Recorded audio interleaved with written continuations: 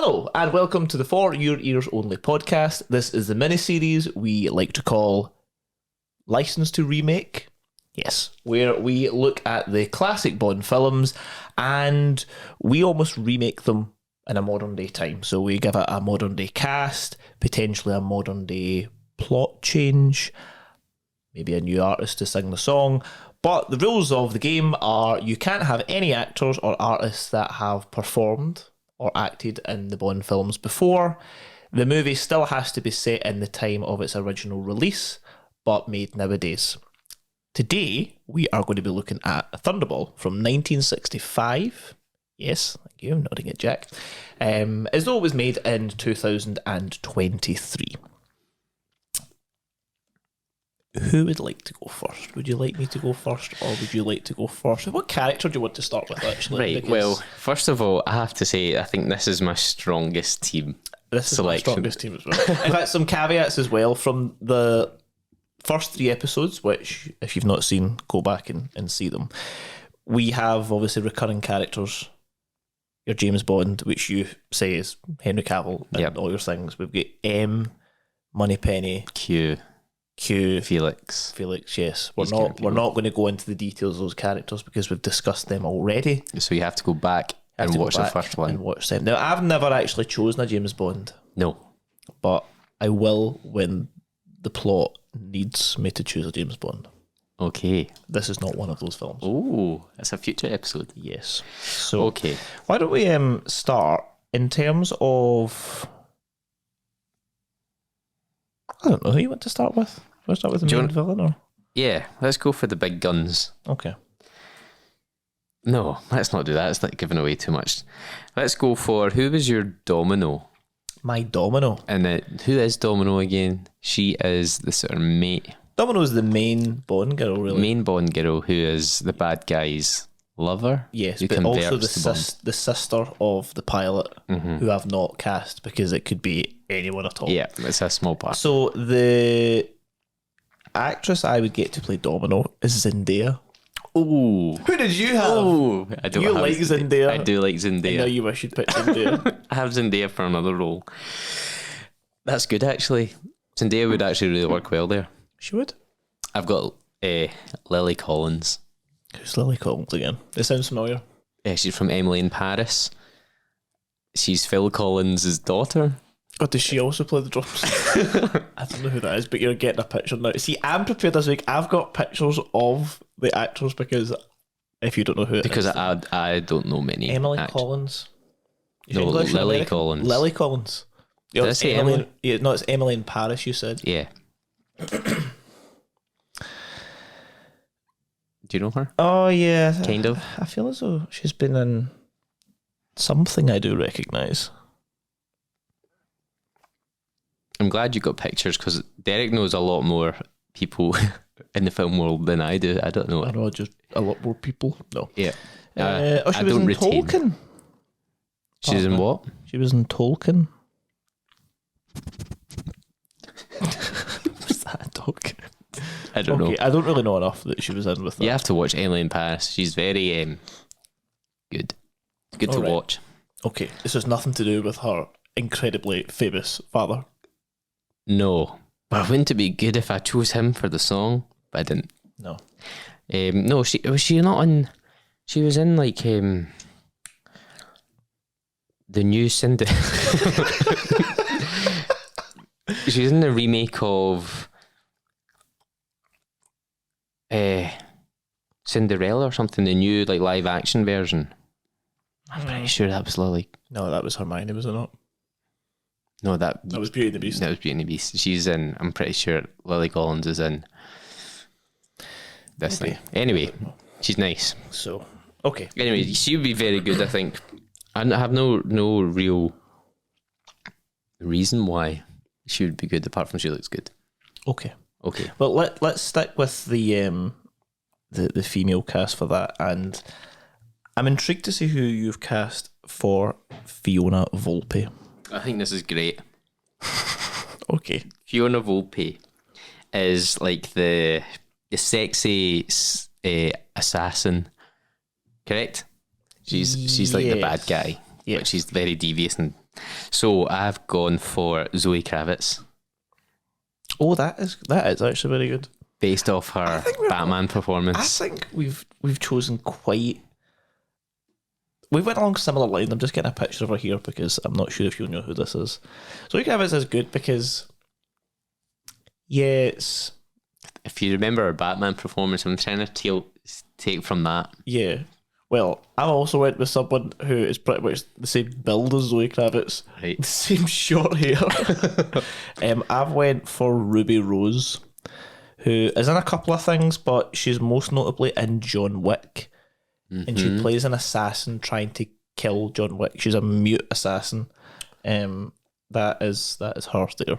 All right, okay, I know who you're You might have talking seen about. it. I think she's been in other things, but that was the exact same lines I went along, where it's got to be someone who is attractive first of all, but then Sinister, yeah, I think she could play untrustworthy. that. Sean can still I did that for Queen and Country. No, you didn't, Sean. Did it for yourself. That's quite good. Yeah, I think these are quite strong. These are quite strong casting. So we have Domino, Fiona Volpe. I'm trying to think of other. Obviously, we've got Emilio Largo. Yeah, he's the main one. I'm holding off on that. I'm trying to think of other characters because there's like Count Lippe.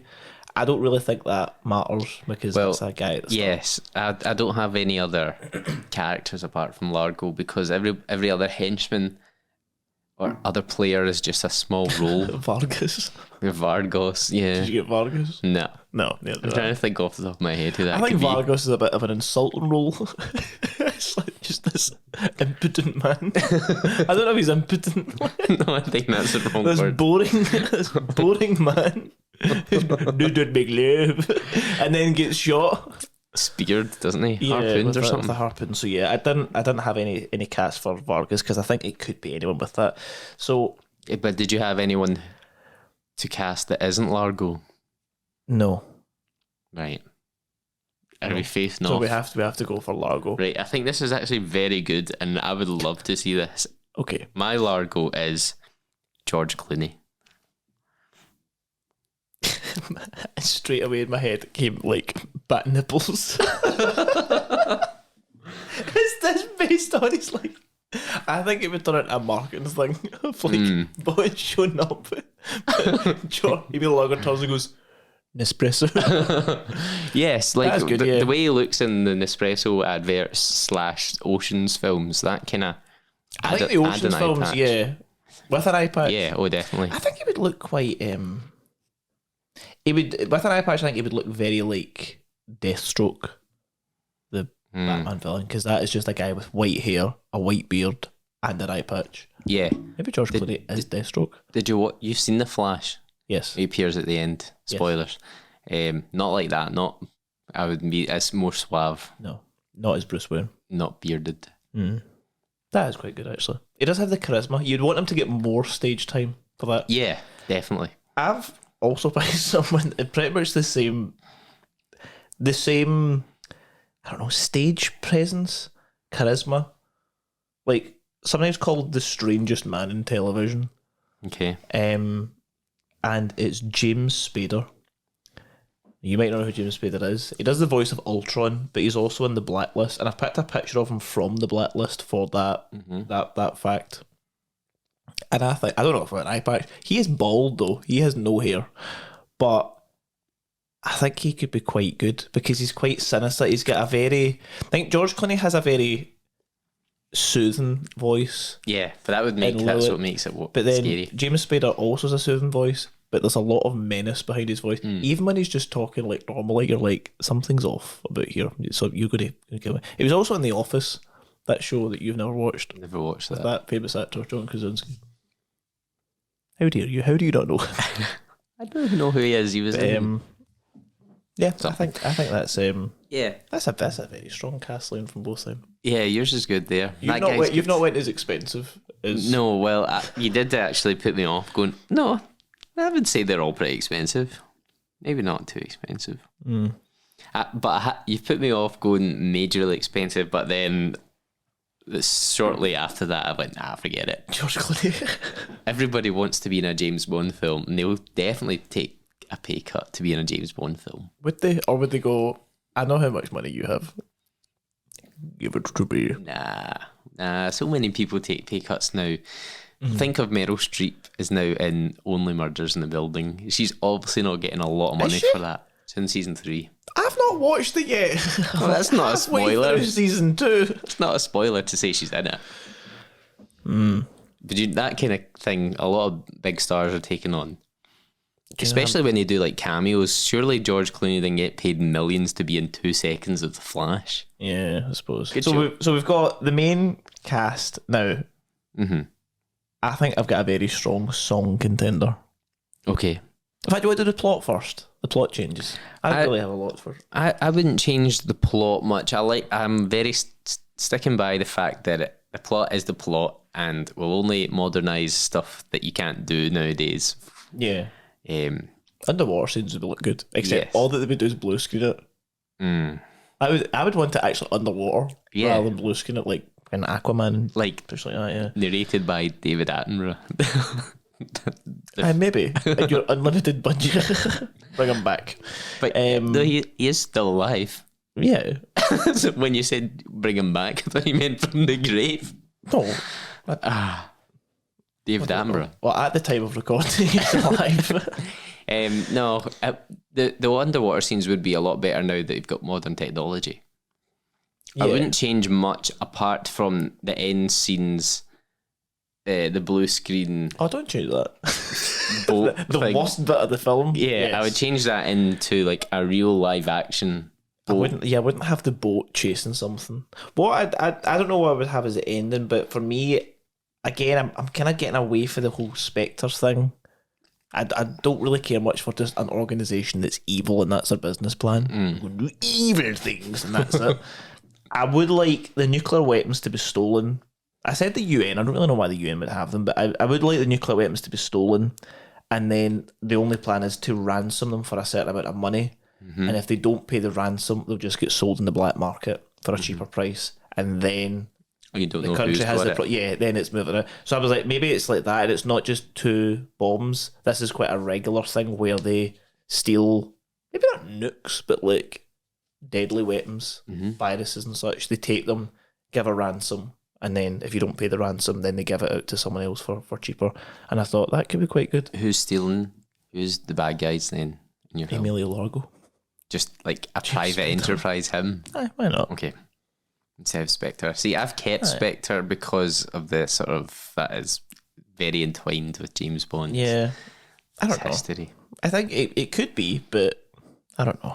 I like the fact that he's just a guy who can get very much like James Spader's Captain the Blacklist. He can just get his hands on anything. He just phones someone, makes a couple of calls, and then he randomly has like cobalt and can do what he wants with it and sells it on and such. So yeah, that was the way I kind of seen it going. But the final thing we've got to discuss is the song. So obviously, it's sung originally by Tom Jones. Tom Jones, big. Very tried to do the same. Very inspirational. So obviously, you said Tom Jones then sings the Duck Dodgers theme tune, and this song, if any of the James Bond songs have inspired like, I don't know, like spoofs or parodies, this song would be up there because it's that and this song in Goldfinger is where the rip-offs come from. So who did you have singing this song? Right, usually I'm pretty good at having one guy, but this time I've had 3 different choices, and I want you to tell me who you think's best. Okay. Now, 2 of them are kind of like Tom Jones-esque, and one's a slightly different thing. So if I was going down the more Tom Jones route, I would have said Rag and Bone Man. I have that written down and I scrubbed it out. So, okay, I can see where you're coming from there. And then one that I personally would rather see out of all these 3 would be Dave Gann, who's the singer in Depeche Mode. If Depeche Mode did this, maybe not electronic Depeche Mode, but like an orchestral, just his voice, like with an orchestra, that would be good. It's because he's got a different kind of voice, a real sort of baritone thing. Yeah, it's in the same kind of world as Tom Jones, but he would bring a different spin to it. Who's your third? I said Robert Plant. That would be so interesting. You know, that's the Yeah, that's the kind of thing you put into like an AI thing. I want to hear Robert Plant sing Thunderball. Yeah, that kind of thing. How would you even like? Even even the old man Robert Plant is quite good. I've watched him a few times on like Jules Holland and stuff. How he changes Zeppelin songs to suit his old man voice. I think it would be good. I would actually quite like. I'm curious to hear how that would sound. Mm-hmm. I think it would have a completely different feeling to this song. That's my curveball. Okay. Well, I did have Rag and Bone Man, and that was the first thing I actually wrote for this entire movie. In terms of, before the casting, I just thought Rag and Bone Man. I think that'd be quite good. Then I scubbed it out because I thought I think I can think of someone better, and I was like, I think the song's quite theatrical, and I feel as though Tom was like in the booth moving about because the song moves, and obviously that big held note at the end. And I thought, who could be quite theatrical and hold a note and push everything together? Okay. I thought Lady Gaga. Oh, nice gender swap. Gender swap. There's no Tom here.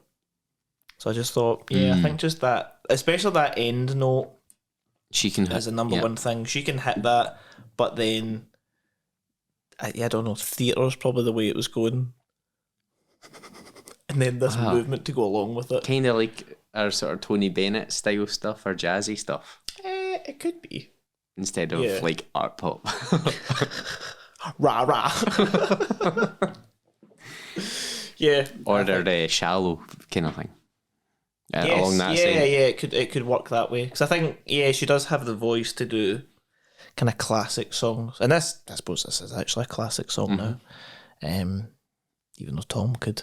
I think Tom could still sing it. No, I don't think he could. I think he could. He's announced a tour. He's playing the Hydro.